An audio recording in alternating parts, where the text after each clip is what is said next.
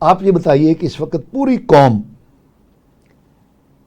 بجلی، گیس اور پٹرول کے مسئلے کے شکنجے کے اندر جکڑی ہوئی ہے، اور اس مسئلے نے پوری معیشت کا ناک میں دم کیا ہوا ہے۔ حکومت اپنی جو کریڈیبلٹی ہے وہ لگتا ہے کہ کھو چکی ہے اسی مسئلے کی وجہ سے۔ ہمارے ناظرین کو بتائیے کہ یہ آج کرنٹلی یہ مسئلہ ہے کیا؟ پاشا صاحب، تھوڑا سا اس کی ہسٹوریکل فیکٹس میں آپ سے مختصر طور پہ شیئر کر لوں۔ پاکستان میں وابڈا کا کام تھا کہ وہ پاور جنریشن اور ٹرانسمیشن ڈسٹریبیوشن سارا کام کرتا وہی تھا، یعنی پیداوار بجلی کی، اس کی ترسیل اور اس کی تقسیم، جی، پروڈکشن، ٹرانسمیشن اینڈ ڈسٹریبیوشن، یہ تینوں کام وابڈا کرتے تھے۔ اچھا، اب ہم نے جب ہم سن 47 میں پاکستان آزاد ہوا، ہمارے پاس ایک رنالہ خرد کے اندر سر گنگا رام نے 1 میگا واٹ کا ہائیڈرو پاور اسٹیشن لگا ہوا تھا، وہ ابھی تک شاید۔ جی، پھر ہم نے رسول کے اندر بھی 20-22 میگا واٹ کے ہمارے پاس واٹر پاور ہاؤس لگے ہیں۔ یہ رسول میں کس جگہ پہ؟ یہ رسول میں منڈی بہاؤدین کے پاس ہے، وہاں پہ ایئرپورٹ ہے، کیونکہ میں تو اس ایئرپورٹ کو میں نے استعمال بھی کیا۔ ہائیڈرو ہے ادھر بھی؟ ہائیڈرو ہے۔ تو پانی کہاں سے آتا ہے؟ پانی لوور چناب کنارے میں سے آتی ہے۔ اوکے، ٹھیک ہے۔ اچھا، پھر اس کے بعد چونکہ ملیا کے پاس بھی ہمارا ہائیڈرو پاور اسٹیشن ہے، جو کہ یہاں پہ لگا ہوا ہے لاہور کے بڑا قریب، اور یہ ہمارے سے 25 کلومیٹر کی دور کے فاصلے پر ہے لاہور سے۔ اچھا، اب ہونا یہ چاہیے تھا کہ جب یہ ہمارے پاکستان بنا، ہمیں چاہیے تھا کہ اپنے کینال نیٹ ورک کے اوپر، دریاؤں کے اوپر، اور جہاں جہاں پاسبل تھا وہاں پہ درگئی میں بھی ایک پاور ہاؤس لگا ہوا ہے۔ اچھا، اور یہ انگریزوں کے زمانے کے ہیں؟ یہ انگریزوں کے زمانے میں ہے۔ اب پھر وارسک ڈیم بنا 50 کی دہائی میں، پھر منگلا بنا، تربیلا بنا، بڑے بڑے ڈیمز تھے، ورلڈ بینک کے ایڈٹ تھے، ہمارے سنتاس معاہدے کے تحت بنے۔ اب جب یہ بن گئے نا، اس کے بعد وابڈا سو گیا، اور 71-70 کی دہائی کے اندر ہمارے ہاں، میں لاہور میں یونیورسٹی آف انجینئرنگ ٹیکنالوجی کے اندر اسٹوڈنٹ تھا، ہمارے ہاں براؤن آؤٹس ہونا شروع ہوئے، اور پاکستان میں وولٹیج ریگولیٹرز آنا شروع ہوئے کہ لوگوں نے فریج کے ساتھ، ایئر کنڈیشنر کے ساتھ ایک سٹیپ اپ ٹرانسفارمر لگائے، کیونکہ 220 آپ کے گھر میں آتی ہی نہیں تھی، آپ کو 180-190 وولٹ آ رہی تھی۔ وہ اس وجہ سے آتی تھی کیونکہ لوڈ بڑھ گیا تھا اور پیچھے سے سپلائی تھی نہیں۔ تو وولٹیج گر گئے تھے کم۔ اچھا، اب ہمیں چاہیے تھا کہ 70 کی دہائی میں، 74-75 کے اندر وابڈا جاگتی اور کوئی پاور جنریشن کا سسٹم بناتی، تاکہ یہ جو گیپ نظر آ رہا تھا اس کو پورا کرتی۔ وہ سو گئے افسران بالا، اور 84 کے دسمبر کے اندر میسو لوڈ شیڈنگ شروع ہوئی پاکستان کے اندر، یعنی جنرل ضیاء الحق کے دور میں۔ جی۔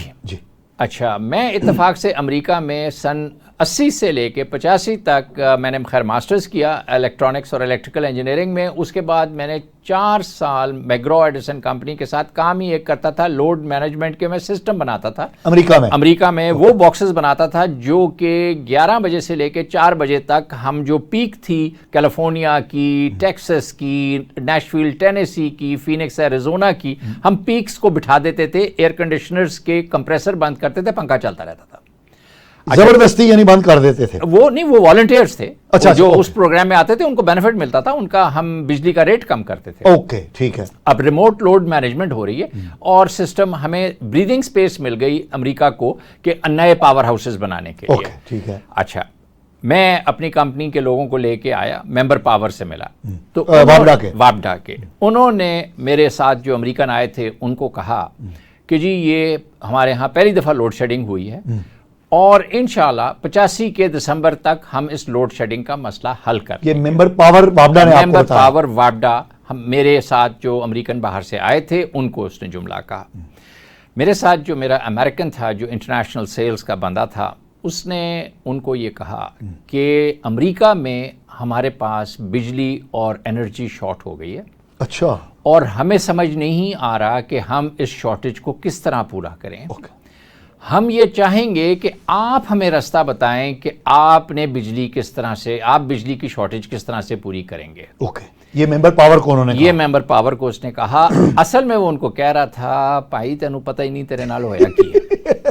اچھا محسن صاحب، آپ کو یاد ہوگا کہ یہ کون صاحب تھے ممبر پاور؟ نہیں، اس وقت مجھے ان کا نام بھول گیا ہے، لیکن بہت مطلب بڑے بھاری جسم کے تھے، سانولا سا رنگ تھا ان کا. میں کبھی نام دیکھ کے آپ کو بتا دوں گا، جو 84-85 کے اندر تھے. اچھا، اب آپ نے دیکھ لیا کہ 85 سے لے کے 94 آ گیا اور ہماری لوڈ شیڈنگ بے تحاشا ہو رہی تھی.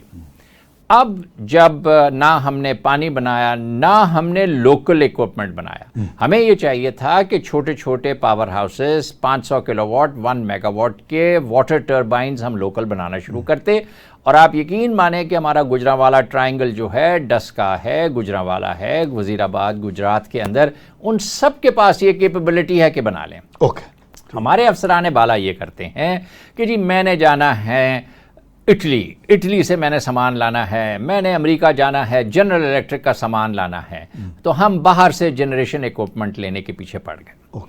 اب 94 میں پیپلز پارٹی کی حکومت آئی. انہوں نے، کیونکہ اس وقت تقریباً کوئی 12,000 میگا واٹ ہم شارٹ تھے. 12,000 جی، تو انہوں نے 6,000 میگا واٹ کے فرنس آئل کے لگائے، اور پیپلز پارٹی کی گورنمنٹ نے 6,000 میگا واٹ کوئلے کے اوپر، کیٹی بندر کے اوپر گارڈن وو کو پروجیکٹ دیا کہ وہ وہاں سے امپورٹڈ کوئلے سے کام شروع کرے گا. اور پھر تھر کول کی بات شروع ہو چکی تھی، بعد میں تھر کول سے وہ بنے گا. اور 6,000 جو فرنس آئل پہ تھے وہ بھی پیپلز پارٹی نے لگائے سرکاری طور مطلب نہیں، پرائیویٹ سیکٹر کو، آئی پی پیز کو انہوں نے انوائٹ کیا. اس کا مطلب یہ ہے کہ پاکستان میں انڈیپینڈنٹ پاور پروڈیوسرز کی جو آمد ہے یہ 94 میں ہوئی پیپلز پارٹی کے. ہماری جو 94 کی پاور پالیسی کے تحت وہ لوگ آئے. اور اس کے بعد یہ ہوا کہ جب مسلم لیگ نون کی حکومت آئی تو نواز شریف صاحب نے کیٹی بندر کا کانٹریکٹ کینسل کر دیا، کیونکہ پہلے یہی ہوتا تھا کہ پیپلز پارٹی اور پی ایم ایل این جب آتے تھے تو ایک دوسرے کے پروجیکٹ کینسل کرتے تھے. وہ موٹر وے کی 6 لینے آئیں، بی بی نے ان کو 4 لینے کر دیا. تو اس وجہ سے وہ کیٹی بندر کا کوئلے کا پروجیکٹ بند ہو گیا. اب ہمارے پاس رہ گیا صرف فرنس آئل. اب جب فرنس آئل کی، جب پیٹرولیم کی قیمت اوپر جاتی ہے تو وہ اوپر جاتی ہے. ان پروجیکٹس کے اندر جو سب سے بڑی جو غلطی ہے وہ یہ ہے کہ جب آپ نے ڈالر انویسٹ کر دیا، اس وقت 40 روپے کا ڈالر تھا، آپ نے کر دیا، روپیہ بن گیا، تو آپ کو ریٹرن ان کو دینی چاہیے تھی روپیز کے اندر. ہم نے ان کو ڈالرز میں ریٹرن دے دی. یعنی ہم نے جو معاہدے کیے ان سے، اس میں ایک بہت بڑا فلا یہ ہے کہ وہ ڈالر بیسڈ ان کو ہم ریٹرنز دے رہے ہیں. اچھا، یہ رک جائیے، یہ معاہدے پیپلز پارٹی نے کیے؟ اس میں حکومت بھی تھی، منسٹری آف انرجی بھی تھی، اس وقت ministry of water and power بھی تھی، سب لوگ شامل تھے، پولیٹیکل لوگ بھی شامل تھے، سرکاری افسر بھی شامل تھے. اوکے. اچھا، ایک بات بتائیے، کیا یہ سمجھ کی کمی تھی کہ انہوں نے ڈالر بیسڈ معاہدے کیے، یا اس میں کوئی بددیانتی بھی شامل تھی؟ ایک تو یہ نا کہ پتہ ہی نہیں تھا ہمیں کہ کل کیا ہونا ہے، تو ہم نے بول پن میں وہ معاہدے کر لیے. جی، کیا کہیں گے؟ اس کے اندر جو غلطی بھی تھی اور بے ایمانی بھی تھی. بے ایمانی کہاں پہ ہوئی کہ وہاں پر آپ لائے پرانا ایکوپمنٹ اور نئے کی قیمت آپ نے شو کر دی کہ جی میں نے نیا ایکوپمنٹ لگایا. یہ تو بے ایمانی کی نا آئی پی پی والوں نے. نہیں، لیکن اس کے اندر ایکسیپٹ بھی تو کسی نے کیا نا. تو جس نے ایکسیپٹ کیا گورنمنٹ سے کہ ہاں جی ان کا ایکوپمنٹ نیا ہے، اور وہ ایکوپمنٹ جو ہے $1 ملین پر میگا واٹ ہے، جبکہ آیا تھا وہ $3 لاکھ پر میگا واٹ کے حساب سے. اب آ کے وہ پاور ہاؤس شروع ہو گئے، بجلی ہوئی، تھوڑا سی لوڈ شیڈنگ کم ہوئی، اور یہ مسئلہ تھوڑا سا کم ہوا. ہونا کیا چاہیے تھا کہ ہمیں چاہیے تھا کہ ہائیڈرو پاور جنریشن پروجیکٹس بھی لگاتے، کینالز پہ لگاتے، ریورز پہ لگاتے، اور ساتھ ساتھ ہم ایسے جن کے فیول لوکل تھا وہ لگانا شروع ہمیں کرنا چاہیے تھے. پھر نواز شریف صاحب کی حکومت آئی، انہوں نے بھی پاور پروجیکٹ لگائے، آئی پی پیز لگائے. پھر اس کے بعد مشرف صاحب کی حکومت آئی، انہوں نے بھی 2005 کی پالیسی کے اندر آئی پی پی ماڈل کو آگے لے کے چلے، اور اس میں بھی یہی فلا ہے کہ کیپیسٹی پیمنٹ ہے کہ ہم آپ سے بجلی لیں یا نہ لیں، ہم آپ کو جو فکس چارجز ہیں وہ دے رہے ہیں. اس کا مطلب یہ ہے محسن صاحب، اس جو آج ہمیں کرائسس نظر آ رہا ہے، اور جس میں میجر پورشن جو ہے وہ کیپیسٹی پیمنٹس کا ہے، اس میں پیپلز پارٹی کی حکومت بھی شامل رہی ہے، نون لیگ کی حکومت بھی شامل رہی ہے اور ہمارے فوجی حکمران بھی شامل رہے جی ہیں. سب شامل تھے. اچھا اب ہونا یہ چاہیے تھا کہ جب 25 سال کا کانٹریکٹ ہے آپ کا, 10 سال تک آپ نے بینک کی فائنینسنگ واپس کرنی ہے, تو اس 10 سال کے اندر تو کیپیسٹی پیمنٹ سمجھ میں آتی ہے نا, کیونکہ بینک کو پیمنٹ نہیں آپ روک سکتے ورنہ تو آپ ڈیفالٹ کر جائیں گے. لیکن 10 سال کے بعد کیپیسٹی پیمنٹ نہیں ہونی چاہیے تھی, پھر ڈائریکٹ کاسٹ کے اوپر پیمنٹ ہونی چاہیے تھی. تو یہ ایک اس میں میجر کانٹریکچوئل فلا ہے کہ آج بھی ہم کیپیسٹی پیمنٹس دے رہے ہیں, یہ نہیں ہونا چاہیے تھا. ڈالرز کی جگہ جس دن آپ نے ڈالر کو روپے میں انویسٹ کر دیا اس دن اس کو لاک کر دینا چاہیے تھا, اور اسی حساب سے آپ کو 17% ROI ملنا چاہیے تھا, نہ کہ ڈالر کے ریٹ کے اوپر کہ آج 300 روپے کا ڈالر ہے تو آپ کو ROI 17% ہی 17% اور وہ ڈالرز میں ڈالرز کے اندر ہے, تو اس وجہ سے آپ کو وہ 300 روپے کے حساب سے آپ کو ریٹرن مل رہا ہے. سو ہم نے 40 روپے پر ہم نے 40 پہ بھی ہوئے, 80 پہ بھی ہوئے, 100 پہ بھی ہوئے, یعنی انویسٹمنٹ ہماری جو ہے وہ 40 روپے پر ہے 40 روپے اور اب ہم 300 روپے پر ریٹرن دے رہے ہیں. تو یہ جو چیزیں تھی نا, یہ ہمیں سب سے زیادہ انہوں نے ڈیمیج کیا. دوسری چیز ہمیں یہ کرنی چاہیے تھی کہ بجائے اس کے کہ ہم ایک ٹیرف دیتے, ہم لوئسٹ بڈر کو آفر کرتے کہ جی آپ آئیں پاور جنریٹ کریں, اور گورنمنٹ کو چاہیے تھا, ایمرجنسی ختم ہو گئی نا جب ایک دفعہ آپ نے لوڈ شیڈنگ ختم کر دی, اب آپ لوگوں کو انوائٹ کریں کہ جی آپ بجلی جنریٹ کریں اور ہم آپ سے لیں گے, اور ایک بیلنس رکھیں اس کے اندر کانٹریکٹ کے اندر, اور میکسیمم اکوپمنٹ لوکل بنائیں. لیکن ہر حکومت نے آ کے کہا او ہو بس فوراً چاہیے, اور اکوپمنٹ باہر سے آ رہا ہے, چاہے وہ یہ انجنز ہوں, چاہے وہ ٹربائنز ہوں, سب اکوپمنٹ باہر سے آیا.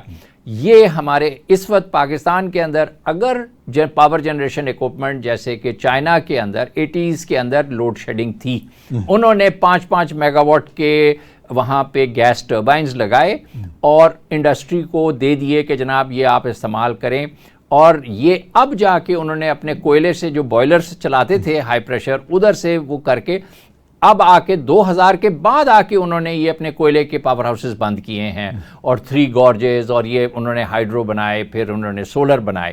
انڈیا نے بھی وہی کیا کہ انہوں نے لوکل پاور جنریشن اکوپمنٹ کیا. تو ہمارے یہ ملک میں ٹینڈنسی ہے کہ جہاز بھی ہم نے F-16 باہر سے لانے ہیں, ہم نے انجنز بھی ہم نے یہ پاور جنریشن اکوپمنٹ بھی باہر سے لانا ہے, اور ڈالر ہم کماتے کم ہیں خرچہ زیادہ کرتے ہیں.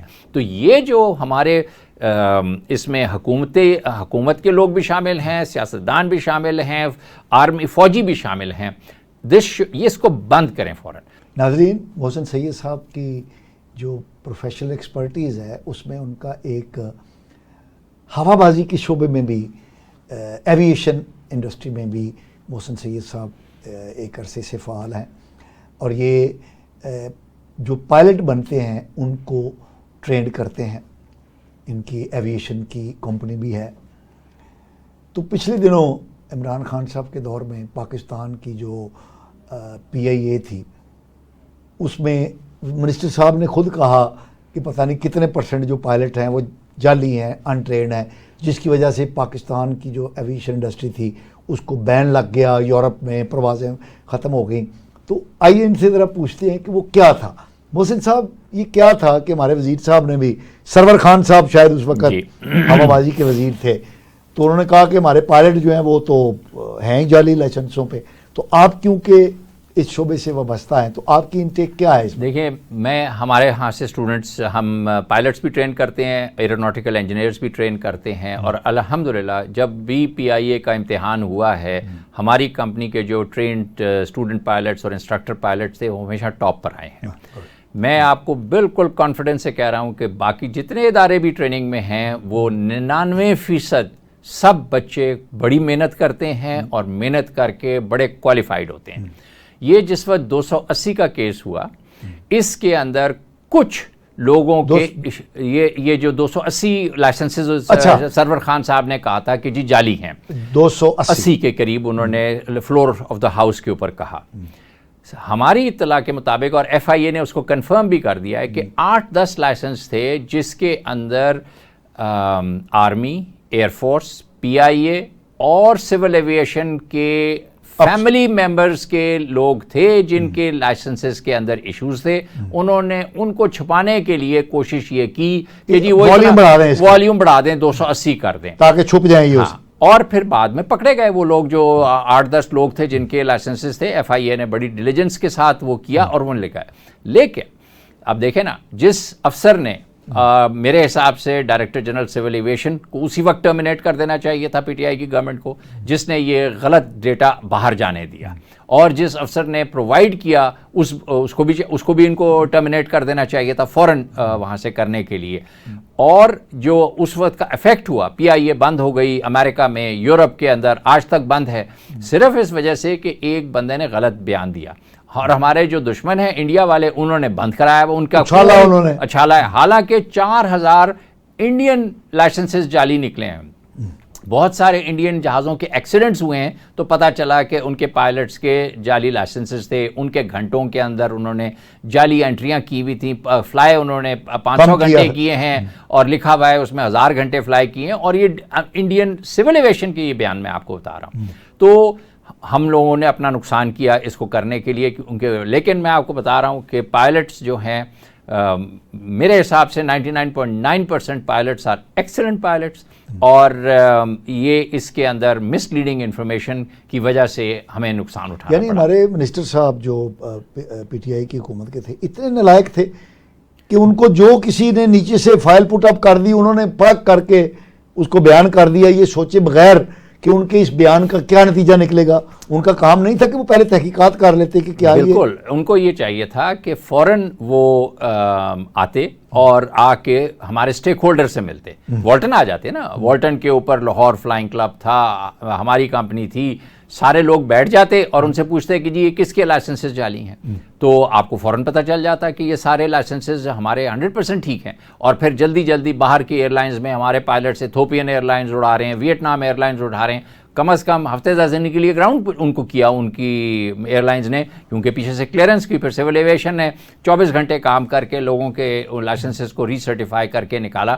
لیکن یہ بات جو مطلب اس کی جو ان کو ہمارے جو منسٹر صاحب تھے ان کو کچھ عقل استعمال کرنی چاہیے تھی کہ یار میں کسی اور سے تو پوچھ لوں نا, ری ویریفائی تو کر لیں نا. اور ایک ہمیشہ سٹیک ہولڈرز کا گروپ ہوتا ہے, ہماری ایویشن پالیسی کے اندر جو لوگ بیٹھتے ہیں وہ انہی کو بلا لیتے کہ وہ اس کو کر لیتے ہیں. تو یہ ہماری جو پولیٹیشینز ہیں ان کی بھی کنٹینیوس ٹریننگ ہونی چاہیے. اور جب آپ کو کوئی نئی آپ کو کوئی وہ ملتی ہے, کیا نام ہے, منسٹری ملتی ہے, تو آپ کو چاہیے کہ آپ اس کے سارے سٹیک ہولڈر سے ملیں, پہلے دن ہی ملیں, آ کے پہلے آپ بریفنگ لے لیں منسٹری کے سرکاری افسران سے, اس کے بعد آپ سٹیک ہولڈرز کو بلائیں اور ان سے بریفنگ لیں. اگر آپ چھپ کے بیٹھے رہیں گے تو پھر یہی ہوگا جو ان کے ساتھ ہوا. اچھا, اس کا نتیجہ کیا نکلا اب نقصان کے بعد اس کا؟ دیکھیں جی, وہ جو 8-10 لوگ تھے وہ FIA نے آئیڈینٹیفائی اور کر دیے, ان کے لائسنسز کو کینسل. بالکل جی, مسئلہ ہی کوئی نہیں ہے ان کے سب کے. اب لوگوں نے اپنے اپنے ڈیفینس میں کیسز میں لڑے جا کے,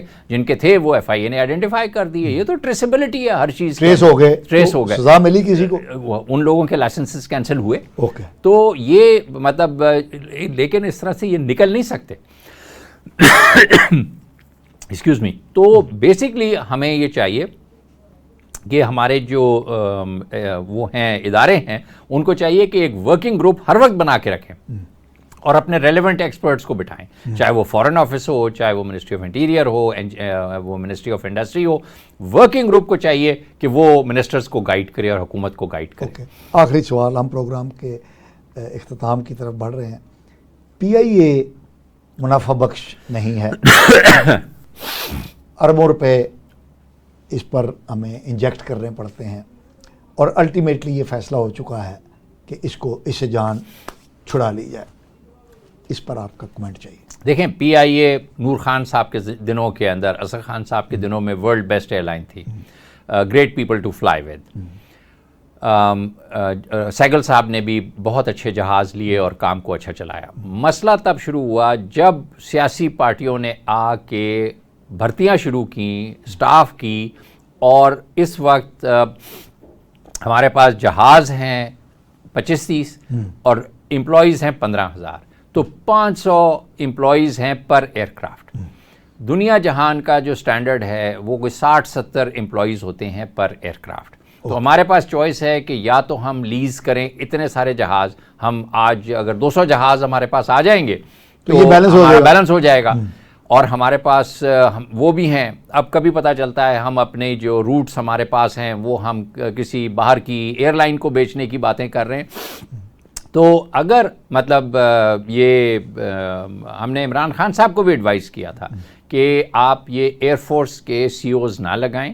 وہ جتنے مرضی آنیسٹ صحیح کاروبار ہوتا ہے, اور کاروباری بندہ اور انٹرپرینور جو ہوتا ہے وہ 10 رستے نکالتا ہے کاروبار چلانے کے.